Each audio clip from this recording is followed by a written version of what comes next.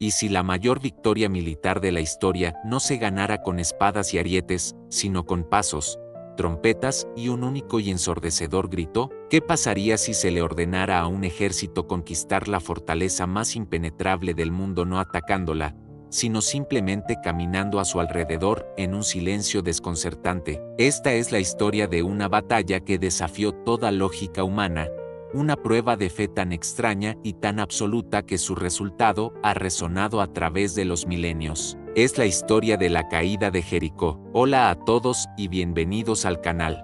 Para comprender la magnitud de este evento, debemos primero sentir el polvo del desierto bajo nuestros pies. El pueblo de Israel había vagado durante 40 años. Toda una generación que había conocido la esclavitud en Egipto había perecido en el desierto, castigada por su incredulidad. Ahora, una nueva generación se encontraba en la orilla oriental del río Jordán. Eran jóvenes, endurecidos por el desierto, y estaban al borde de un sueño que nunca habían conocido, la tierra prometida. Pero entre ellos y su destino se interponía un obstáculo formidable. Su gran líder, Moisés, el hombre que habló con Dios cara a cara, estaba muerto. El manto de liderazgo había recaído sobre un nuevo hombre, Josué. Josué había sido el espía fiel de Moisés, uno de los dos únicos hombres de la generación anterior a los que se les permitió entrar en la tierra. Pero ahora, no era un espía, era el comandante en jefe de una nación.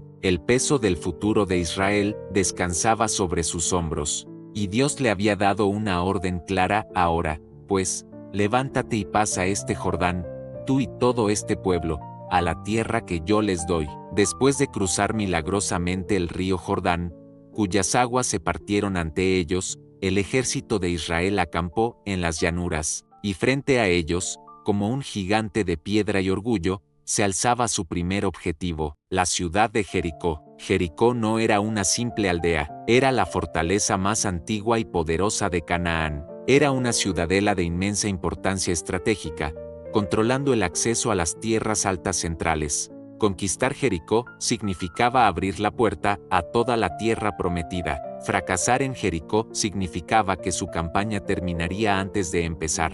Arqueológicamente, Jericó era una maravilla de la ingeniería defensiva. Estaba rodeada por un sistema de doble muro, un muro de contención exterior de piedra de unos 15 pies de altura. Sobre él, un muro interior de ladrillos de barro de unos 20 pies de altura y 6 pies de espesor.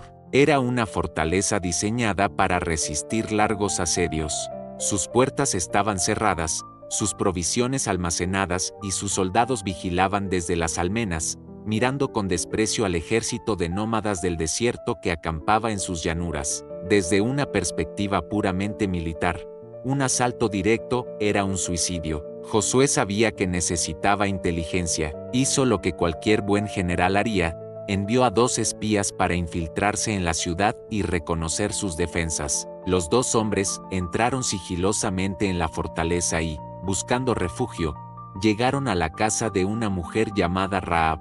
La Biblia la describe sin rodeos como una ramera. Su casa, convenientemente para los espías, estaba construida sobre el propio muro de la ciudad, pero su presencia no pasó desapercibida. Alguien informó al rey de Jericó que espías israelitas estaban en la ciudad.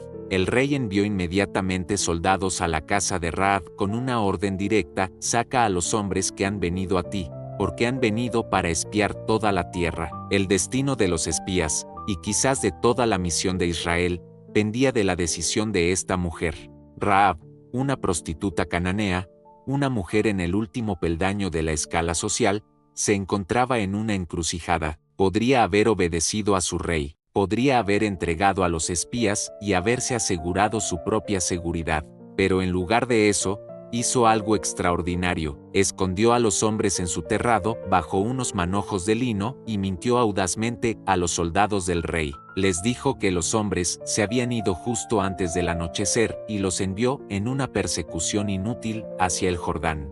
Una vez que el peligro pasó, Rahab subió al terrado y les reveló a los espías el verdadero motivo de su traición. Sus palabras son una de las confesiones de fe más poderosas de todo el Antiguo Testamento. Les dijo que el terror de Israel había caído sobre toda la gente de Jericó. Habían oído cómo el Dios de Israel había secado el Mar Rojo. Habían oído cómo habían derrotado a los reyes al otro lado del Jordán. Y entonces, esta mujer pagana pronunció la verdad que su propio pueblo ignoraba, porque Jehová vuestro Dios es Dios arriba en los cielos y abajo en la tierra. Ella no solo creía en el poder de Dios, creía en su soberanía universal. Su fe no se basaba en la experiencia personal, sino en escuchar los relatos de su poder, y esa fe la llevó a actuar. Hizo un pacto con los espías. Ella los salvaría, y a cambio, ellos debían jurarle que salvarían a su familia cuando la ciudad fuera tomada. Los espías estuvieron de acuerdo, le dieron una señal, le entregaron un cordón de hilo escarlata y le dijeron que lo atara a la ventana de su casa. Todos los que estuvieran dentro de esa casa con el hilo escarlata colgando serían salvados. Era un símbolo de fe y una promesa de redención que colgaba del muro condenado. Rahab ayudó a los espías a escapar, descolgándolos por su ventana con una cuerda, y ellos regresaron a salvo con Josué. Su informe fue electrizante. Le dijeron a Josué: Jehová ha entregado toda la tierra en nuestras manos, y también todos los moradores del país desmayan delante de nosotros. El miedo ya no estaba solo en el campamento de Israel, estaba dentro de los muros de Jericó. Con esta seguridad, Josué se preparó para la batalla. Pero la estrategia de batalla no vendría de su experiencia militar, vendría directamente de Dios. Un día, cerca de Jericó, Josué tuvo un encuentro sobrenatural. Vio a un hombre de pie frente a él, con una espada desenvainada en la mano. Josué, valiente, se acercó y lo desafió: ¿eres de los nuestros, o de nuestros enemigos? La respuesta del hombre fue misteriosa y llena de autoridad: no, mas como príncipe del ejército de Jehová he venido ahora. Josué comprendió inmediatamente que estaba en presencia de un ser divino. Se postró sobre su rostro en tierra y lo adoró. El comandante del ejército del Señor le ordenó a Josué que se quitara el calzado, porque el lugar que pisaba era santo, una clara alusión al encuentro de Moisés con Dios en la zarza ardiente. Fue aquí, en este terreno sagrado, donde Josué recibió su plan de batalla, y era el plan más extraño e ilógico que un general podría imaginar.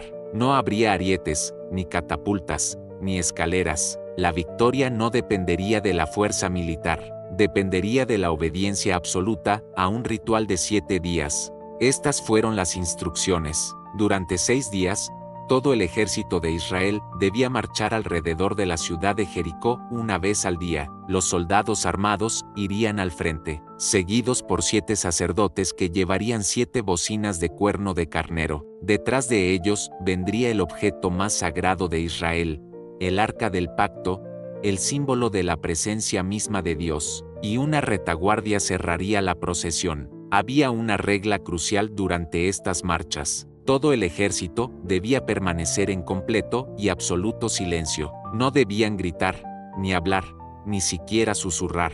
El único sonido que se escucharía sería el de los pies de los soldados sobre la tierra y el sonido continuo y penetrante de los 7 sofares, los cuernos de carnero, que tocaban los sacerdotes. Al 7º día, el ritual cambiaría. No marcharían una vez, marcharían alrededor de la ciudad 7 veces. Y después de la 7ª vuelta, los sacerdotes darían un toque largo y prolongado con los cuernos. En ese momento, y solo en ese momento, Josué daría la orden, y todo el pueblo prorrumpiría en un gran grito, y la promesa divina era que al sonido de ese grito, los muros de la ciudad se derrumbarían. ¿Podemos imaginar lo que esto requería? Josué tuvo que presentar este plan a sus generales y soldados, un plan que desafiaba toda la lógica militar. Les pidió que bajaran sus espadas y se convirtieran en participantes de una procesión religiosa.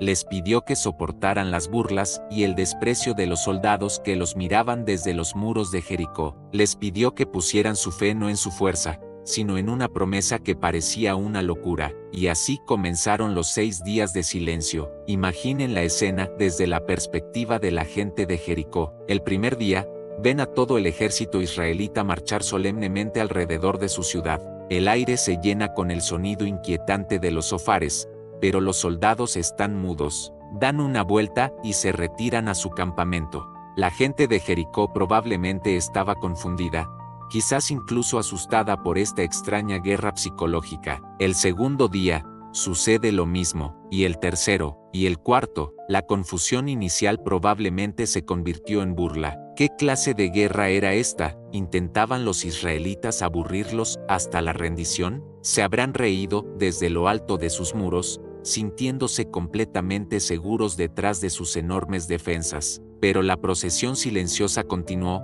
un acto diario de obediencia y fe por parte de Israel. Finalmente, llegó el séptimo día, el sol se levantó sobre las llanuras, y la procesión comenzó de nuevo, pero esta vez, no se detuvieron después de una vuelta, dieron una segunda vuelta, y una tercera. La tensión debió ser insoportable, tanto dentro como fuera de los muros. El sol subía en el cielo, el sudor corría por los rostros de los soldados, el sonido de los cuernos era incesante. 4 vueltas, 5, 6, y entonces, comenzaron la séptima y última vuelta. Mientras completaban el círculo final, los sacerdotes dieron un toque largo y resonante con los sofares. El sonido llenó el aire, una nota sostenida que anunciaba el clímax, y en el silencio que siguió, la voz de Josué resonó por todo el campamento: gritad, porque Jehová os ha entregado la ciudad. Y entonces, 1.000.000 de voces se unieron en un solo y tremendo grito. No era solo un grito de guerra, era la liberación de una semana de silencio,